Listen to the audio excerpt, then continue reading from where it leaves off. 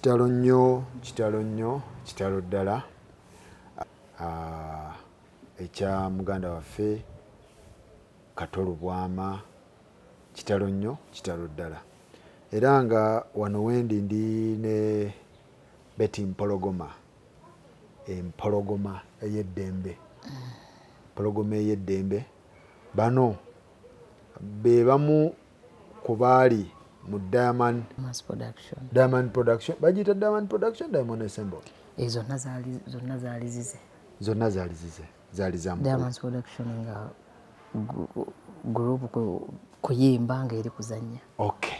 Kakati Betty amanyi ku Uncle KATO amumanyiiko ngeri gye yali mukama we kakati bano be tulina okubaleetera batubuulire ekigenda mu maaso mu bintu bino. Betty wangi so oba ngamba ensanso okulaba ate nga bintu bya nnaku simanyi wenkyogere nkugambye Faruku wange omu bw'ati ogamba otya nti wano mpolampola ne Betty osirikira eno mbeerawo bwentyo osirikira eno mpolampola mukwano Mpologoma ey'eddembe byagiweddeko bannange Uncle KATO kyewuunyisa okuba nti okufa weekuli naye abadde awonyeemu.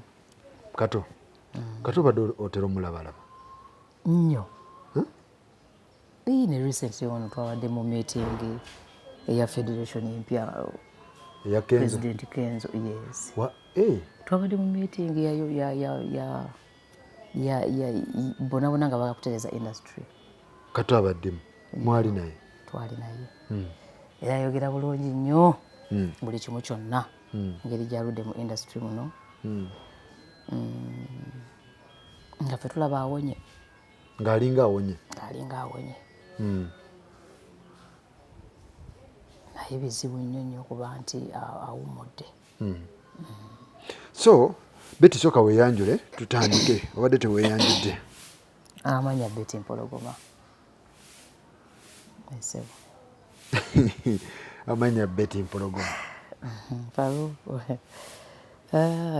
byenjogera olwaleero mutuufu sijja kulima nkwagala nnyo bannange onjagala nnyo era kansooke nkwendeka kaaga mukwano bannange mpola banne nze nsinga naye onjagala nnyo nkwagala nnyo ate nange okumanya nkwagala sisaanidde kubaako kyenjogera leero wadde nkirina naye engeri gye nkwagala ng'omuntu ate nkuwa respect ensonga lwaki nsobodde okutunula mu kamera obadde togenda gitunulamu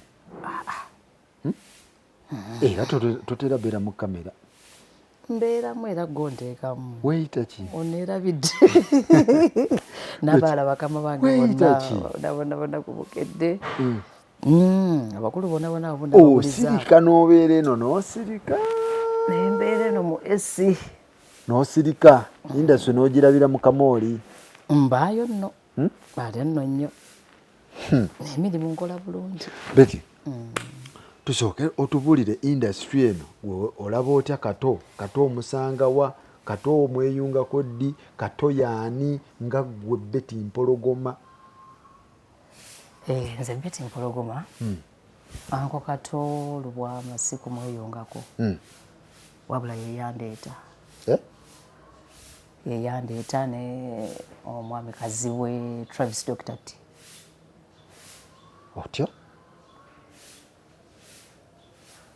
si kumweyungako wabula ndi dota ndi kiki nze ne bayimbi bannange ffe twali Diamond Production. Bayimbi okugeza Mr. Kabuyese Mboga ow'ebisaanyi omugenzi Martin Angume omugenzi Maculeti Nabiryo wanyina wabasudde si yali mukakasozi sebimanyi ebyo mukwano ani omulala Nathan Bwerenga yayimba nkomyewo taata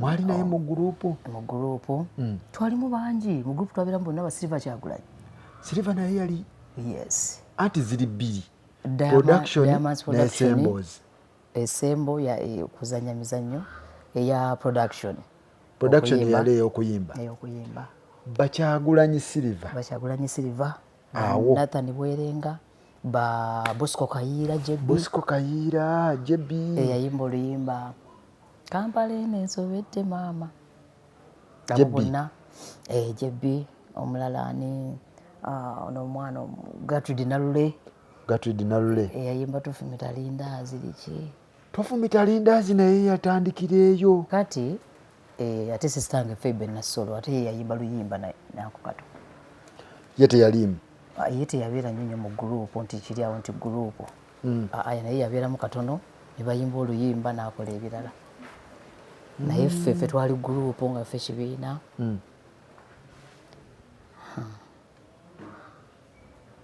sina bwe nnyinza kuwulira Faruku mukwano gwange kati Betty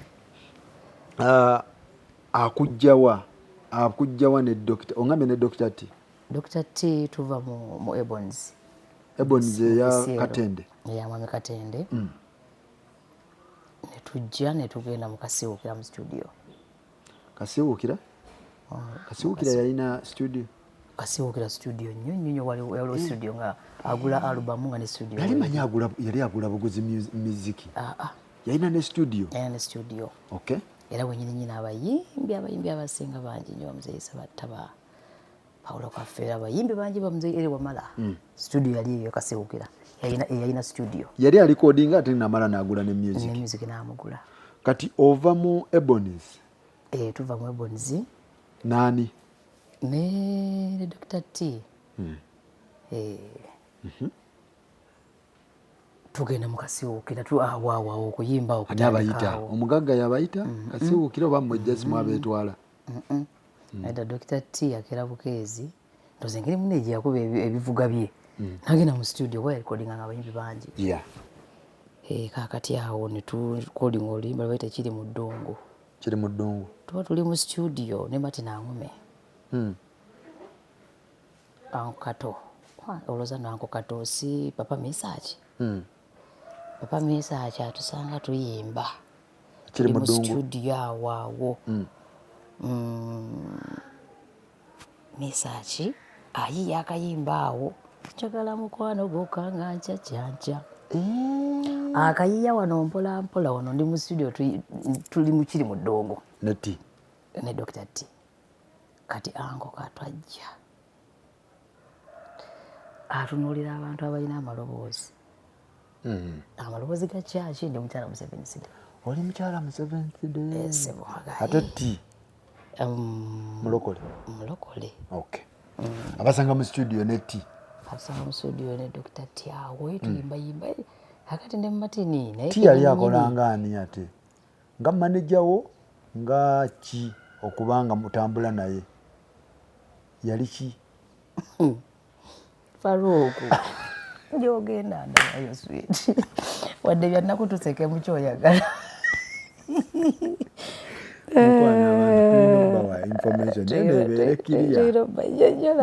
information ebeere kiriya Betty gwe wange sisobola kuvaamu wanvaamu dono nvaamu emeka Dr. T omusanga wa Dr. T tubafena mu viseero omulenzi omusanga mu viseero twaliyo fenna se mwali mu viseero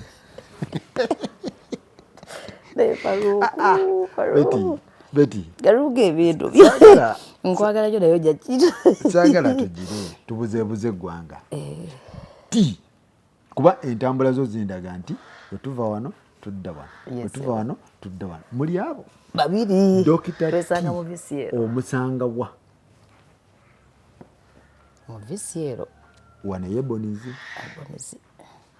mwe twesanga nga producer yali producer bulungi nnyo akuba bivuga okuyimba abakulu bazanya emizannyo z'ennyimba ezo bali bazanya ono akuba ebivuga bw'oli mu kuyimba eddoboozi liwoomera T n'abayimbi abalala eddoboozi lyamuwoomera nnyo girabika lyamuwoomera agamba ati ayagala kumanejinga ate kumanejinga si kumanejinga yaliko ki munatusonyiwa emboozi eno emboozi gireke emboozi eno gy'oleeta ssebo Betty tojagiza nnyo tukalekaayo tukamaleyo naye ye gwobuuza alaba bulungi mu kamera oba alaba tategeera kiriya kale ayogere bwogezi ne waba talaba tofaayo so ti Dr. Tive tufe tukuba omuziki gwaffe mu viseero tuvaayo anti omuntu abuuza kiki ng'enkolagana yali ku ki baali jasi mwami na mukyala yesebo ebyo nkumanyi era byoyagala naye tugumira awo mugikuba endongo mu viseero enoga nungi nnyo mwami Katende asiima paka nakati atwagala nnyo paka kati tadi wafo nze Katende tukutumidde era kubuuli yatuyigiriza okukola ya tosobola kukola mwami Katende nga notayiga kukola mu nsi oba tolikola ya era mwagala nnyo ne mwami Katende oyo be bamu ku bakwatiridde industry eno nnyo omutindo munene ya omutindo gwalemerawo tofaalidde nnyo kakati tubeera mu studio zaffe tuyimba obuyimba bwaffe muva ku viseero ki ekibajjayo viseero twavaayo awo bwewati awo sijjukira kiki era ngaomanyi producer era nga bwalina amagezi omukulu oyo ndowooza nga alina kyabaana agane tukoze tutya agamba tuve wano amanyi kituba tukola tubeeko ketugatta wetukagatta tugenda mu kasewukira mugenzi kasewukira tubeerawo tuyimba ayi akayimba kiri mu ddungu ambuuza naye katambula kati akakiri mu ddungu nze wemba nnumwa abeera wano nanyiganyigako nempona mwagala ono muyita ddadi era nalayira sirimuleka bampalana buba bino kyo banne mwakuba nagaana funda noono yadde mwavu nze tannumya walayi mwagala kali kasufu ulira lyrics album yali amaanyi kiri mu ddungu kiri mu ddungu muli wakasiwukira mati nangume mufuna tuli mu church nakana kati tuli mu church tusaba mati ni yawumula bulungi yawumula mirembe yafiira mu Mukama kakati awango kato asanga tuli mu studio wakasiwukira ono omukulu papa Misa kyawandika akayimba wano kayimba ki wagambe kayimba ki njagala mukwano gokanga ntikyanja akati wetukuba ekiri mu ddungu amaloboozi gamusobera kato papa Misa kyagaomanyi ng'agamba Mr. Kazibwe sooka ojje bana abayimbi wabajjeewo naga abayimbi bange bali awo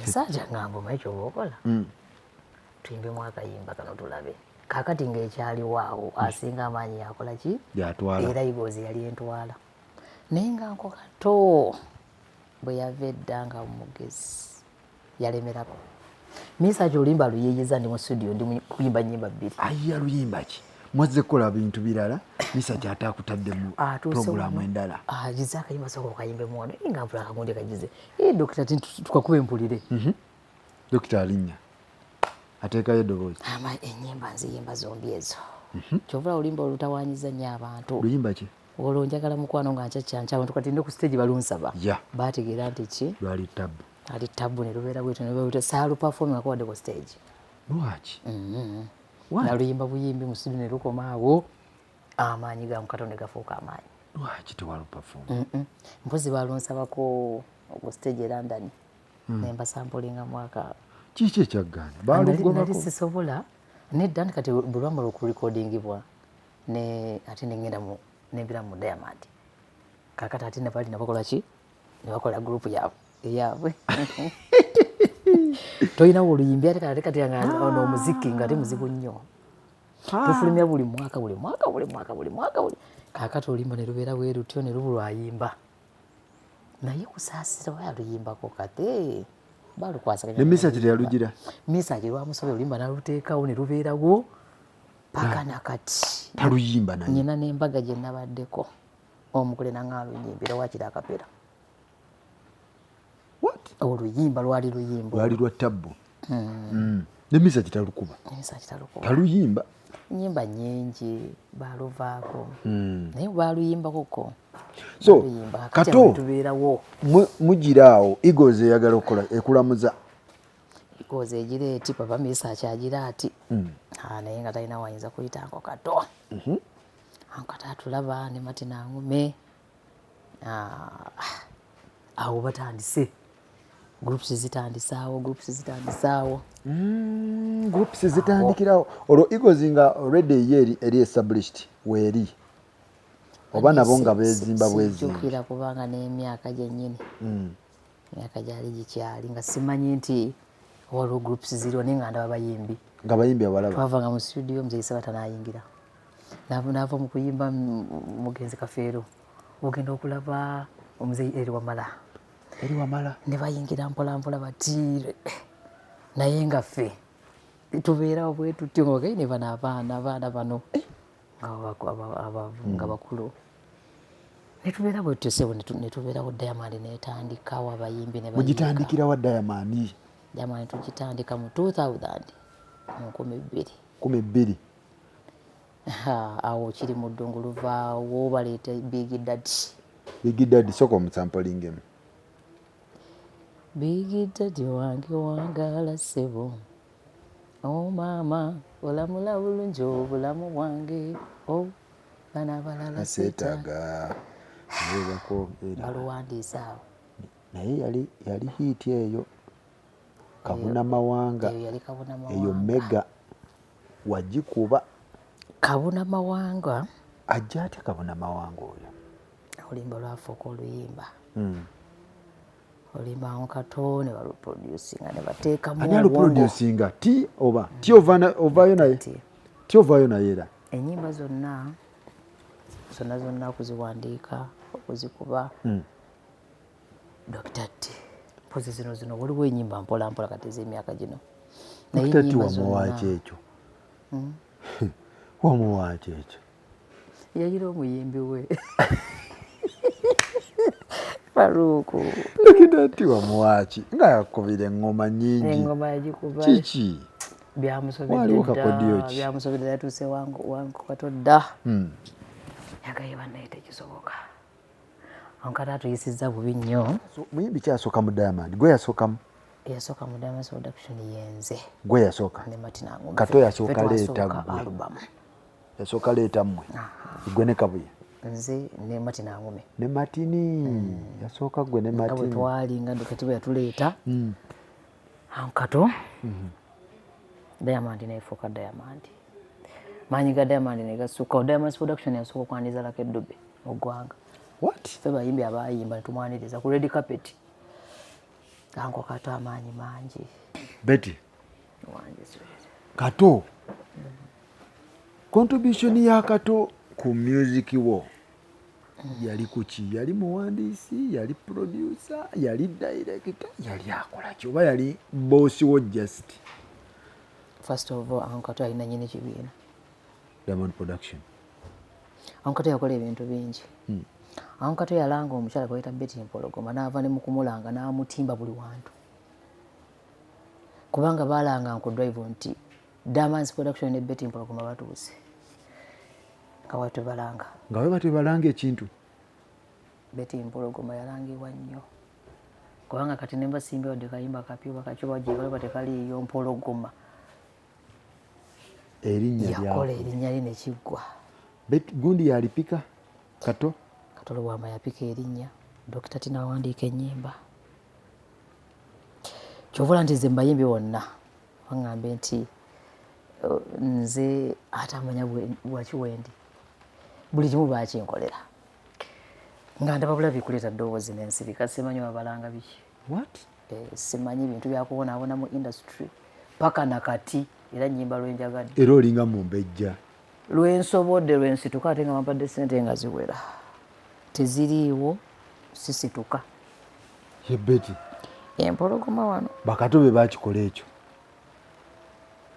Anko Kato yalanga Mpologoma nanzijja ne mu mmotoka zino ezitambuliramu abaana n'agamba nedda Mpologoma wange nangulira emmotoka eyange era bwe navaayo ngamba nkate emmotoka yaffe yiino weebalire ddala nga nze ngenda wali nabateekamu fuulu tanka ne basimbula Mpologoma n'atuuka nga buli kimu kyonna baakimukoledde kale nze ankato sina kinyinza kwogera sikirina okuggyako okumukwasa Katonda yekka naye nga dde erinnya lyange erinnyina KATO LUBWAMA ne Dr. T Kaziwe ne Ketti Kavuma yali manager wa Diamond. Ketti ye yali manager wa Diamond. Diamond ki? Production ey'emiziki. Era bwe yavaayo abamu nga tuvuddeyo kwe kugenda mu Igoozi. Kavuma. Yes. Kavuma yasooka wa KATO nga ye manager.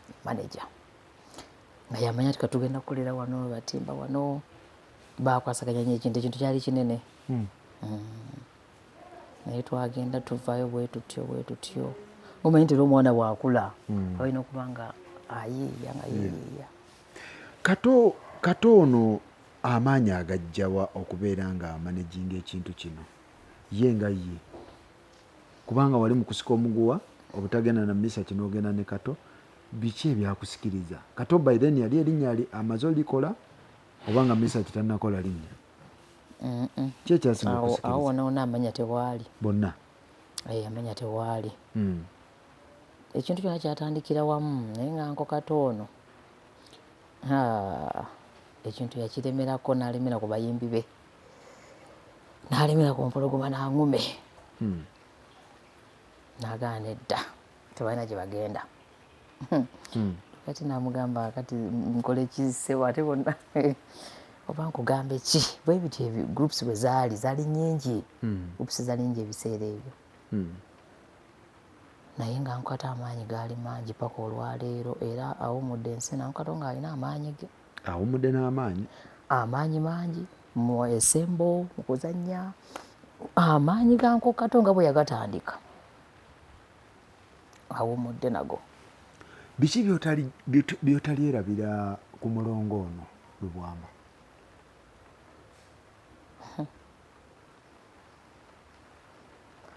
Bana ebingi kubanga KATO okuleka okugamba nti emirimu tegiba myangu naye twali baana nnyo esente zedda zaali ntono n'oziyombya n'agaba mwenna muyimba mwenna munviire ekyangamu yateranga okwekyangamu KATO naga oba mugende ero namu emmotoka ye yangaalanga emmotoka naye nagikuwala muganda yo yiiyo nga kwekyanga kwonna ndongo bw'ogitegeera. Endongo ngimanyi, endongo ya myekyango. Ndongo yakwekalakaasa. Endongo yakwekalakaasa. Naye KATO oyo yatulera nnyo twabeera naye nze nno nakola emyaka era nga kyantendako kuba mukozi nakola emyaka ewanko kati emyaka oba gyali 5 ku 4. 5 years. Naye saayo saakuwadde olunaku na lumu nolwe nafiirwa twafiirwa muganda waffe omwana wa mama waffe omuto nava eggomba nenzija ku Shekinoni nze saayo saako mu gurupu paka lwe navaayo. Ati gwe yali gundi twali bangi. Gwe yali engoma ennene ng'erina olabika ku siteegi. Engoma yaliwo naye engoma zaaliwo. Oba olina famigo buli wobeera engoma ennene mu gurupu emigo giba girina okulya. Nali mukozi namukolera era paka nakati abadde akyogalaga nti ate kawala kange ggwe wakola oli kakozi nnyo oli kakozi nemugamba ngezaako tukoze tutya mabegako yanga atuzeewo gurupu ki Diamond Production nga atugizeewo nemugamba nkubuulire ebidongo ennaku zino nanga atugizeewo tewaliwo bibiina byonna tetubiraba oba byagwa nga wamanyi bwayogera mumanyi nga wamanyi bwayogera ngo KATO waffe bambi nemugamba byagezaawo naye KATO ye abadde mulwadde abadde ebbanga era twebaza nnyo nnyo bambi abamujjanjabye naye abadde awonye obadde omulaba otya Paluzi? Mulabe, nze mbadde mulabanga ku social media awo nga yeekyanga nga si yali awo alaga nti ali bubi kuba mpuli abadde agenda akako ne mukasawuna n'ayotayota kasitiimu kafe biki byabadde asinga okunyumirwa omulongo?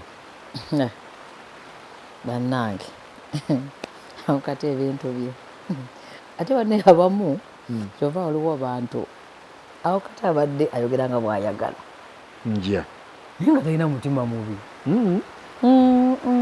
Bwakusanga n'akusomera oba owulidde n'owulira towulirekayo n'abirekaawo yabadde ako kati abadde naguliga nti atadde awadde ku bantu awalane nedda abadde ayogera bwati kuva mu production yali bwatyo Katonda wa kwe tuba tumaye nti abyekoze kati kuva lwe yava mu parliament neyeekyawa tekisoboka awankati okuva tayagala kumanya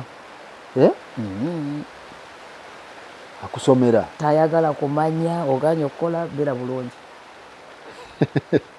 okay naye nga nze kyembadde ankoto kyemumanyiiko nga ali bibye abadde bibye ngayogera nga bwayagala era waliwo gundi gye mupuleyinza awo ngagaba bannange abantu abataka kulya sente mutuviire bannaye mutuwe ku kkubo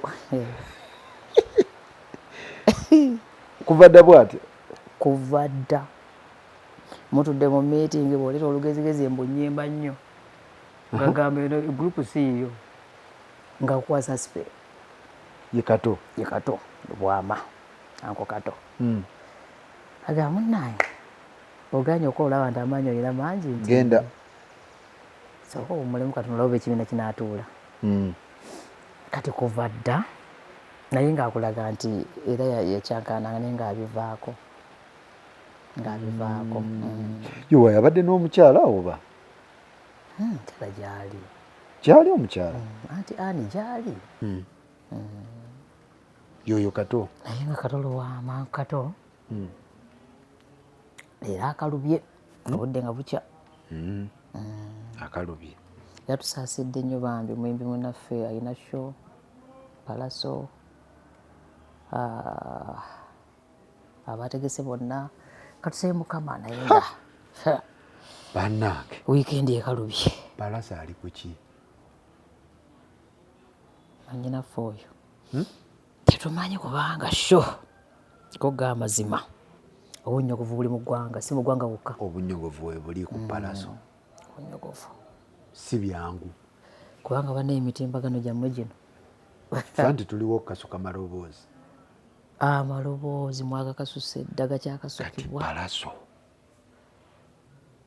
tetumanyi bwagenda ajja kukola yakalubye wakati okumusabira bambi kamera tuba tuzikyusa nti ffe nga muzikyusa nga tuzizze wakato anti amawulire gakyuka aga Uganda gakyuka gabeerawo gati leero aliyeni enkya palaso aliyeni lutalo palaso kato kati tuli wani wangu kato kati oli wangu kati omuntu alina ekivulo bannange naye newa palaso mubeereyo tujja beerayo affe tuba tugira tuba tubalansinga naye si byangu wakati industry yonna ate omusajja yalamba ennaku 7 alinga padde wiiki namba ne padde we yakikola wiiki namba naye banaye nkato ne wabeera wiikisi 2 kimugwane abeerawo wiikisi 2 tujja kutuula abantu bajja kutuula kuba olwedde ekataliiyo naye kiriwo wali kika leero ebintu bya nnaku naye nga Dr. T muyingira mu Diamond awo kyekibajjayo nsasula kuba nalaba Katonga ayogera ne Case agamba naye kati gwe oyagala kola ekibiina naye bagamba wali tosasula bantu mba nali sibasasula nga kuwaza kuwagoma nsasula yabajjayo kyekyabaja mu production ensasula teyandibadde yamaanyi nnyo naye omuziki gwagenda negugenda ku leve endala ate nga ne ssente zetwafunanga ntono gazagenda nezitoniwamukko mwatuuka nga tezikumala nga sandisa okutoniwa nga mwembi tezibamala ne dokita ti tugende wali azakubo anagera Faruko na dokita ti mwembi zaali tezibamala mwembi neti zaali tezibamala oba ebintu byedda byali bizibu nga ne alubamu yennyini tosobola girako wadde muno gwa nusu ng'olina okubanga okikwasaganyawo salale sanso naye nga abasajja bakwasaganyanga ebintu bingi abo bakwasaganyanga ebintu bingi okuba nti gurupu ebeerawo tebyali byangu groups ozimaintaininga si byangu ogitambuza emyaka egiwera 5 tekyali kyangu ate nga abantu bakulu ate nga navayo nesigalawo mpola yasigalawoko netwaza kuva lwe wavaayo yakkamu neviirawo ddala yakka netema misaka bwe naasigalayo n'abalala kino kitegeeza ki nti gwe yali yingini wa production eyo oba kuba we wavaayo negwamu omukka omukka neguzikira gwe takimanyi era lwaki wavaayo mu kintu ekintu kyemwali mukutte we mutyo ekintu n'okivaamu nekyabika okuva lwe wava mu Diamond go gamazima batwazaako bambi nevaawo ngawa era abadde aŋŋamba gurupu yaffe naye nkukolera eki nkukube bukubi konza nkato wendi tofa tugenda kukwasaganya naye akasente yali asobola okwongeza waliwo ensonga endala oba tewaliwo nsonga dokita Tyo alaka yali anjagala nnyo dokita Tyo alaka yagamba beti tuve wano tubya wano tukole ekyo nze naba ne ku show nga dokita Tyo ali waka yesewo teyalina buzibu wava ku show nava ku show ne mugaka nkomewo ng'ogamba mukama wo yesewo Kato nomugamba oti show yali ludda wa show yali nateetaawo ku godi bayitawo batya mukuba show nemugamba Kato nzijja naye era twasigala awo wadde navaayo naye nga mwagala nnyo nga naye bwatyo show lwaggwa bwetyo nateete nemugaa kasente nagamba atya nemugaa nyogera yangu Katogo wange naga nkwogera ki production yali etegeza ekintu naye nkwebaza okuba nti okuva lweyanfudde nsimayirinzizaako amaanyi gampedde ensi bwetyo era ngitegerere nga Faruko wange kootuuze nja kusekako konzireko engulu nemugamu naye akasente kali katyala nga wange show yali yani ya production yali yani yali yammwe Diamond yali yaffe naye nga waliwo omusajja ali awo nateetawo muyitaani Mavini nga yaguze Mavini ono yali owagundi eyalina ekigundi wano mwakubiranga emiziki webale nnyo ekifo ku Mavini Hotel omusajja yali yaguze show nemugana nenkulenge gye baguze tutemeko yongeza ku ate nze yingini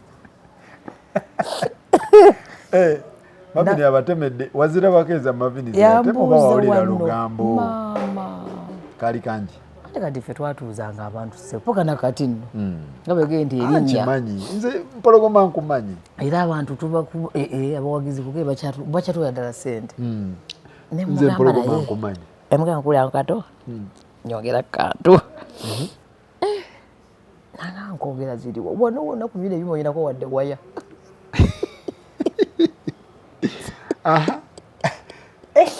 olwo omaze ogikuba stage omaze ogikuba oba tonnagenda ku stage ze nagigalanga gweyagala nagalanga ekyo olwo omala oguggala obulungi gukutte bulungi ogenda nkugenze okumala nali mukozi paka leero sirekaawo bantu ku show oba banzibye nyimbira abawagizi kuba abawagizi bati bamanyi nti mmanja Yes. Nembira bawagizi bakyova bakyampa ssente. Yabwe kiri. Ne mbayimbira ne zero ne mmanja babanzibye ne ntambula. Naye namugamba omanya Kato badde nteesa. Twongere kasente kano gwe wangera nga wangi. Nanga ku saawundi eno oyina kuwadde waya. Ebintu byenkugamba si byakati. Anko Kato abantu abamulaba kati ng'ayoga si wakati. Ebintu byenjogera bya 240. Bw'atyo bwe yali ye. Olwo Tite wali naye yali waka. Yaliwo ku shikolo. Yali waka. Oba wave waka nga omweteeseza ne tti. Genda omale weekyange. Yanneekanga bwekazi ne mugaja ng'onnone. Nanga waani. Tikiki. Ne mugamba akasente kakalubye. Nti kakalubidde bwa. Nanga ati kakaluba ki ekiriwaawo. Ne mugamba katanyongere kasente. Anyongere kasente.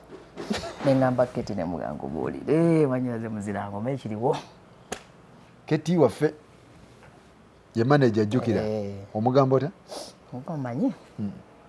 Ndabika mwanyiraze ngenze. Nanga ate kisoboka.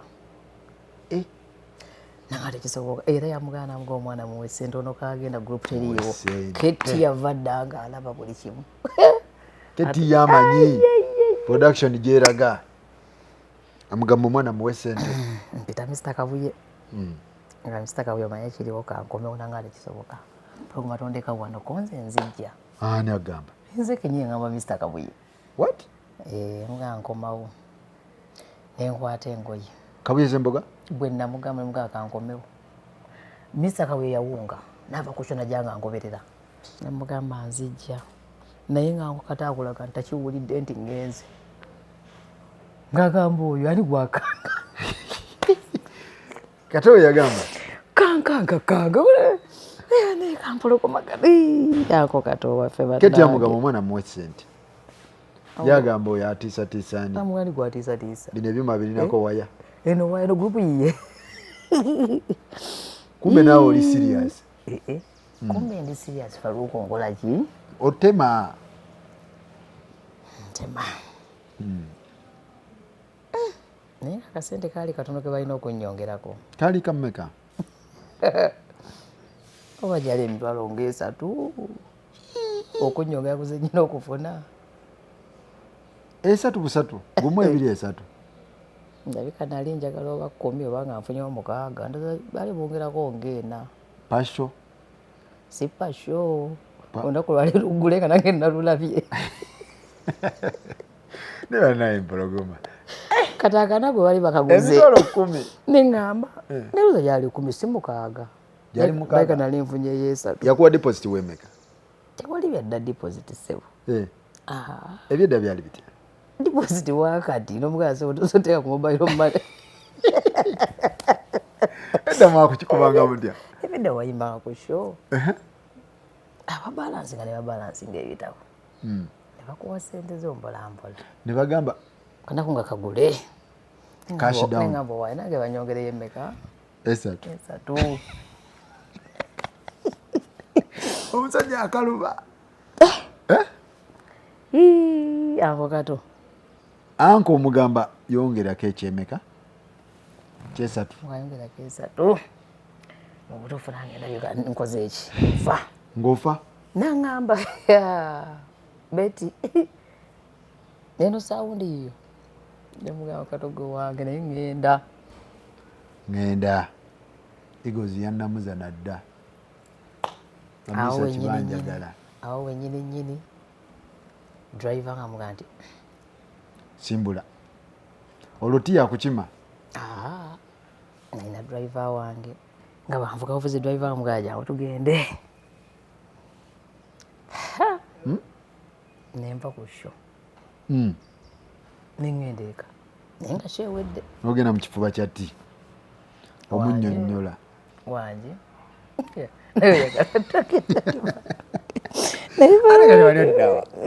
Wali oddawa. Mpologoma. Wali oddawa. Tewali togenda wati? Waka? Genda waka. Otuuka. Ntuuka. Omudda mu kifuba. Kifuba ng'okyagala nnyo. Omugamba. Kaluuka olaba onzeseza kuno olwaleero oyina amaanyi. Oyina amaanyi. Mpologoma gwe wange. Oyina amaanyi mangi nnyo kubanga onzijje mukutseko. N'ennaku yatuyinza edda. Ntuuka ewaka egirinyini. Nga mugamba wategedde nti Dokita omugamba. Nga mugabo kimanyi nti nsiibudde nti wangi. Mutadde omusajja. Nanga atosobola. Ne mugamba ndabika. Nkitadde. Mwongere ku ssente. Jukira ne dokita naye yali mu kintu. Naye mugamba mwongere naye era nga ekintu yakirimu naye nga era bakola ki ye kuva ddanga ebintu bikwata bwatyo. Mugamba kulya nkato namiri nga dokita tintomanyi. Ye time. Nga bwondaba wano. Tuwandayo kanjikomeza wano oba waliyo tuwa eriyo. Basooke bampe kasente. Abilikisi yalina show. N'agamba mutatuusa Mpologoma wano sibawa balance. Buzibu bujja. Nga yagiguze Kato yatunze. Nga tugenda gyedi mu Didies. Didies World Kansanga. Mugamba atya? Mugabo tuleese Mpologoma sibawa balance. Maama nnyo. Wabitegedde basajja baba baddanga bagezi bonna. Naganja muleeta keti naafuba. Keti naafuba netukoze tutya banekiki. Eyo show bagyongeramu akantu n'enveeka. Bagyongeramu akasente. Wabagamba siva wano. Natuula bwe nti nga simanyi kyenzizaako. Balina engeri gye bakibalansinga. Kusho ne ŋŋenda nze gayi nti Anko Kato yanjagala nnyo kuba nali mukozi. Olwo noddayo mu production oba kugenda kuba kikubodde ewaka? Nedda nagenda beeteese bongeremu akasente mbeerewo. Mbeere mu gurupu. Sayina mutawaana. Yes, mutawaana gwali wano. Mati n'angome wange atyaga nti mukazi agendawo. Mwannyina z'agenze nfudde. Bantu nno baatya. Tegeeza basinga baatya. Baatya nnyo. Bonna.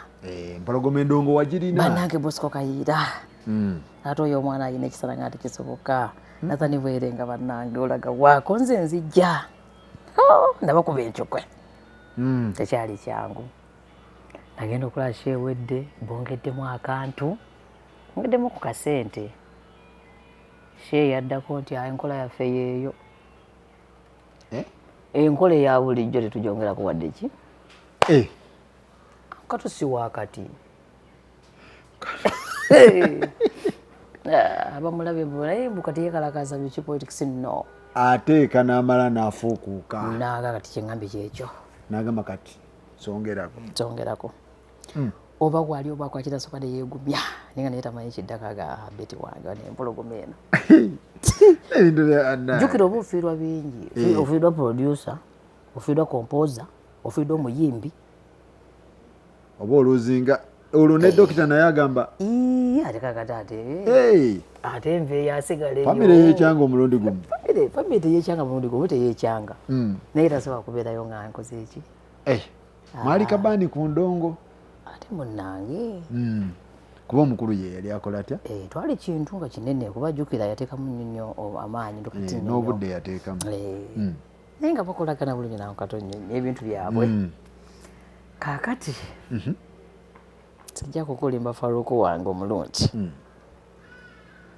Sadda mu Diamond. Kasayi ekyangu ogusembayo. N'ogamba neŋŋamba nenga nange wentudde ndayika ndowooza oba tewali yaŋŋamba nti kole wetu tebakumbuulirira nga nkulaga nti ŋŋenda.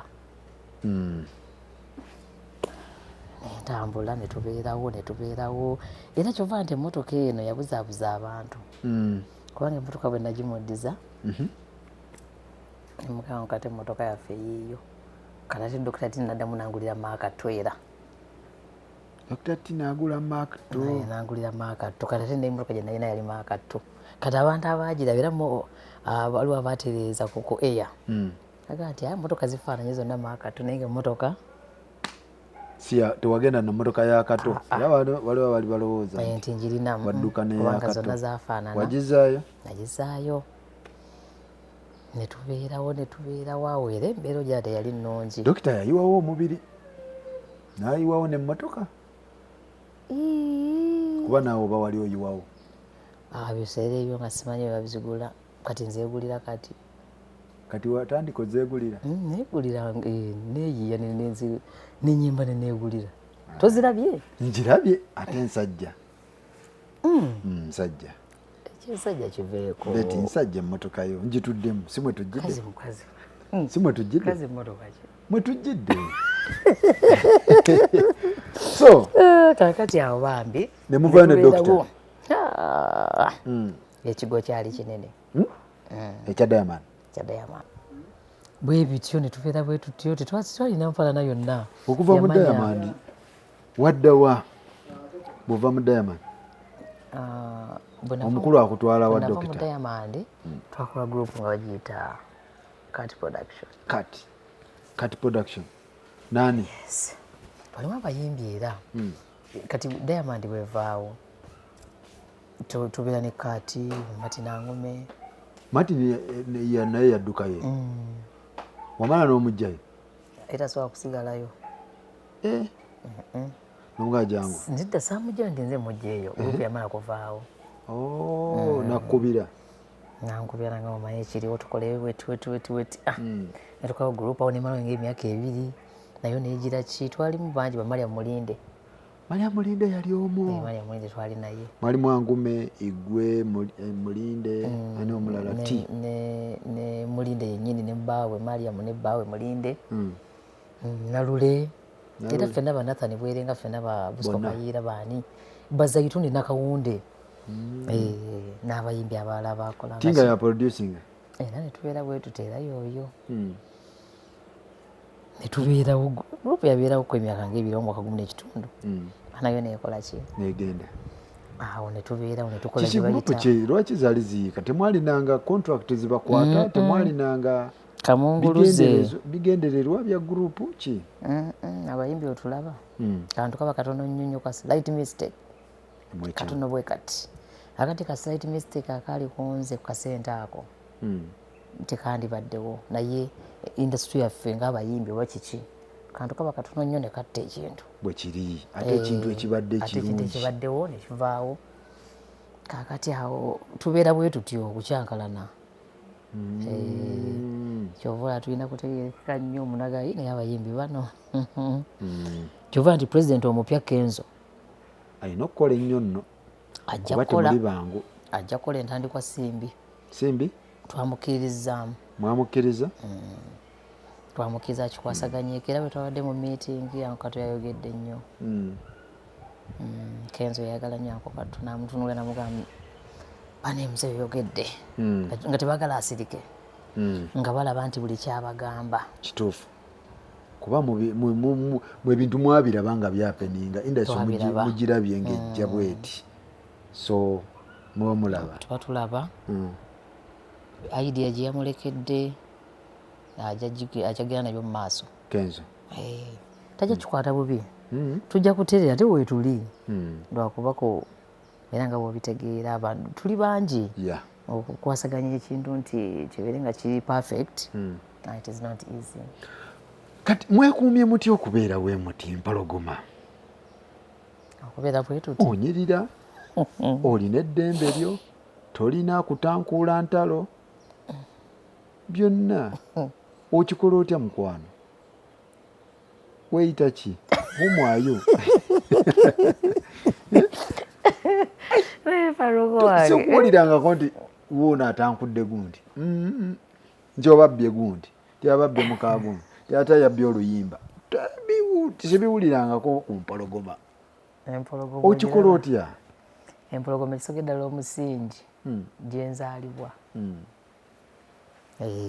maama waffe yatukuza bulungi Naalongo tuli bakyala basabi tuli basebereside ewaka waffe tuli mu maka malungi gakwata mpola sinze nzekka n'abalabe mutamanyi bonna ye kati tyali atya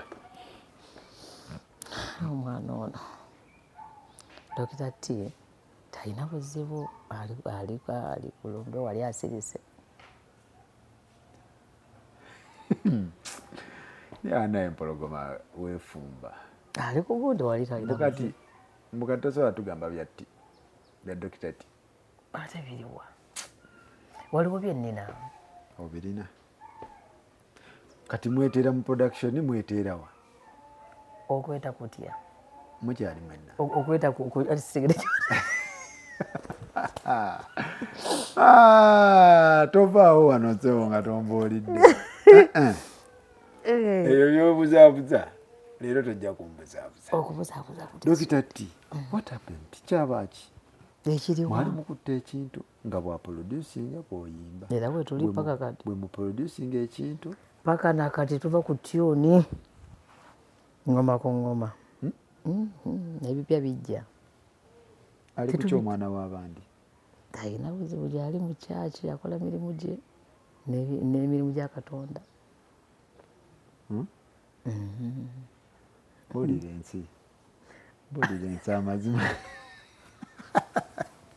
Mpologoma bulira ensi amazima ate ngibuulire ki olinayo olulenzi lwewamfunidde bannange omwana omuto gwe yogera amazima saagala ndeeta omumerika wange ate ng'oŋŋamba yogera amazima agaliwo gyali Dokita T taliwo tetuli mu mulimu gwaffe olina gwondeetera bwondeetera ekiguli nga muddukako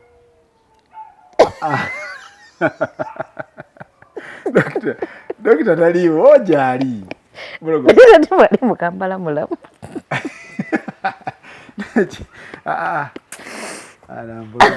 Mpologoma tukyayiwaana naye otuuka n'obuzaabuza ebintu byange ate nze byessaagala Dokita T ali kuki waali taliwo nze nabadde mu Amerika eyo anti nze gayo okumanya nkutya baneera oba ku nnyonyi naye kulikayo era ngenzi nekwahaga neŋŋaana naye obuntu bwonona bwejjeeyo mba ntimuwunya bulungi Kampala mutusobedde bannange ne mukyala wa Samona nakutumira Aisha naye bannange oyo omwana beautiful omumanyi kiri kitya okimanyi kyanga nkikumanyi banne ennyonyo nali nkyagala nnyonyo nga kiri awo ki Aisha naye bannange kyangamba kikumanyi gyekiri eyo manyi nawe oli mugezi wali okimanyi nnyo nali nkimanya ndakika nekigaba nenkulabye nkulayo ku Faruku ogenda kunzita bannange kyali kikazi kya Samona ginewalukagga kyayogera amazima naye amazima nga kirina mangi ekyali kirimba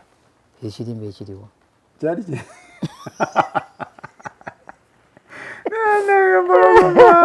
Mpologoma netukuba ekiboozi abantu bayinza okusulawo nga baseka naye nkubuulire kyayisha wali okimanyi Katonda wange ekyali mu vidiyo yagundi yamunyigwa nali nkimanyi nnyo nga kisanyusa kiri awo naye bannange kyagamba kikumanyi nnyo kigamba Mpologoma wange biki ne Feibe kimumanyi nnyo Feibe yajja mu ssaga yagundi erya ya walukaga ne Saalu Feibe yajja n'akubawo n'akayimba nze nno nali maye akayimba kaalikako kati nze nali nkigamba ne Mpologoma yajja ye waliyo omuyimbi aguyimbira Mpologoma gosi oyogane nga ati ogande kayimba ni akayimba Mpologoma mukazi nagande dda Feibe niye nti Feibe yali gundi Samona yalagala nnyo abayimbi mami Samona oyo naye munnange Aisha omusanga waati omusanga wawalukaga omusanga wa Samona nedda mu Kampala muno naye vidiyo yatukolera nnyonyi gye kyakola bambi yanyuma nga kyo kibaamu nga tubeerawo nakyo naye bannange simanyi gye wakijja nagenda okulanga kyonna kyetitiggula okirina bannange gwe kyali kitya notagenda ku kyeyo aliwo eggwe oba wasooka ku kyeyo tokubangako kyeyo sina kyemmanyi mpozi ngenda Bulaaya kuyimba n'enzira ejja kugenda Nambula. Mayinjambu yagenze kulambula. Yageze kulaba famire dda. Ng'olina matuufu ki? Nze gempulira. Si gw'owulira gw'olina. Omanya amagezi g'olina oba ebitabo olina zi masters omeka ku gundi. Byonna nze mpulira miwulire. Mayinja yagenze kukola ki? Nze sikubangako kyeyo. Obadde tokubangako? Kuba abayimbi abasinga bali ku kyeyo. Roy Kapale. Bamuyita Roy Kapale? Roy Kapale. Baani bayimbi banno. Ono omwana yalimu Nasanga. Omumanyi mu luyimba lwa Lutaaya. Bangi nno bagenze. Kyajja kityo obutwanga toli ku kyeyo. Ekyo mpozi njagenda Bugenzi. Onaagenda Bugenzi. Balina obuvunaanyizibwa bungi wano. Obuvunaanyizibwa bungi. Ani akutaddeko bali eyo bakola. Baganda bo bali mu Amerika? Bali era kyenkana Amerika, Canada. Bali Canada ne Sweden. Abalongo bannaalongo. Bali eyo. Nakata ne babiri mbatumira bali eyo basista balasti born nno. Bali eyo. Bali eyo family bangi. Nasolo yagaana. Nasolo nayo wali. Nayo wali. Mwayita ki? Omwayo. Amanyi mangi. Naye ebintu byobikolera ku pensiyo. Naye olayiko otwagala magazi paluuko. Mpologoma. Ebintu byobikolera ku pensiyo. Okumanya onsanyusizza. Nze nkwagala nnyo Justin. Olaba ndi mu kamera kwanko kato naye nga ndi awo ku ki. Natusekaasekamu. Era bambi. So, ndowooza tumalirize tugendeeko ewa Kato. Tugende kuwano waka. Abakungubazi. Politician. Baba theatre. Aba radio, TV. Yenno bannange. Gitwabadde. Kato. Wiiki nga nnene. Mwabadde nno kamera nga mugenda zikyajinga zino. Kato abadde gundi. Abadde amaanyi Kato abadde bibye. Industry nagirinako toffaali. Nze kugambye yangamba nti wanzirukako naye oli mwana wange oli muwala wange. Era nga tubeerawo ne biki badde bisinga omunyumira? Sawuna jimu biki? Adagala ka steam. Adde wa steam. Adde wa kasawuna nnyo n'asanga bagonde abantu be n'abakuba olwali n'abasesa ne bagweri. N'abamu bankubidde tusinganako mu ka steam. Tukuba olwali ne tukola ki? Mbadde musisinkana? Nnyo. Mu ka steam? Mu ka steam. Naawe obeerayo? Abadde ayagala nnyo ekitundu bakiyita lemonade. Lemonade hotel wano e Mutondwe. Abeerako ku lemonade eyo? Si kubeerako. Wano wabadde wakaawe. Ku lemonade? Wabeera wakaawe? Wabadde waka. Era bannyogoze dda simanyi ndowooza balina kulumbe gye bali bambi. Bambi. Bye bisinga bibadde bimutwalira ttayo? Abeera awo. Waka steam? Ka steam n'asirika n'abanyonnyola abantu n'abanyonnyola n'emikwano gye. Alright. Mwebale nnyo mwebale ddala tubadde n'empologoma y'eddembe. Mukwano gwange ono naye munnange abuzaabuza talabika.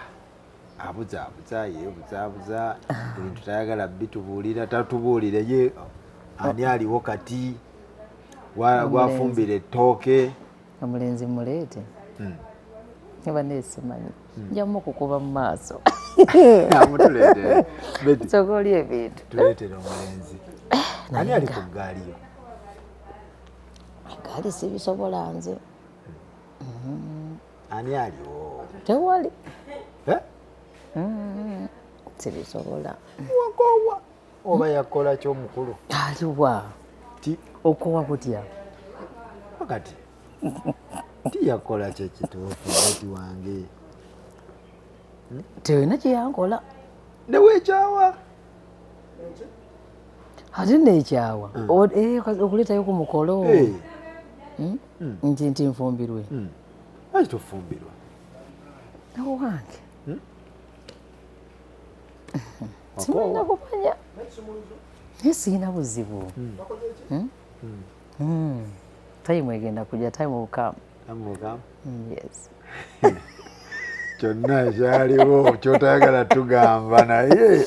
Naye nga sirina mutawaana. One time ndikikugjamu n'okitubuulira. One time. Naye ate waliwo obuzibu n'akamu. Ayi tulina okulya ebintu naye munnange naye tomanya so oli single Betty oli single waliyo mu America eyo yaŋŋambye ki Mpologoma oyo ali biki bambuuza bananzijjawa tujja kufuna era mutuufu gwe gwe bwojjanja kulabika nze nzekka nzakukwekula ogambye okwekudde alright mwebale nnyo mwebalire ddala mwenna ababaddeko nga mutulaba mbadde wano ne mwannyinaze Betty Mpologoma y'eddembe tetera labika naye nze mukwano gwange tufuna obudde ne tukubamu mu lwali mpola musical ki ekiriwo musical ekiriwo mukwano weetuli ebipya bijja videos empya zonna tukyana kyo tukwasaganya mpola soke industry sokeetereere naye nga gyali mu studio okola studio n'ennyimba oludde weeziri mpadde nkyalina byenkwasaganya nsooke nzite lwakuba tuguddemu kino ekiriwo naye katonda asaasire yankato tetuna kye tuyinza kwogera okugyako katonda omuwomuza mirembe tetuna kye tuyinza kwogera kirala naye okuba emikolo Betty mikolo ndi muzibu my god ate abantu banjagala ddala esente bazimpa ate sente z'emikolo zo zibaawo nkugambye ate nazo zenyinyinyini era ate sigikubaako yo yakwagala yamanyi kyoli era tabeeramu byakola ki nkugee bambuuka kati waliwo yambuuka nga Desemba ne sente yazimpa Febu bale nnyo mwe baddala tulabagane next time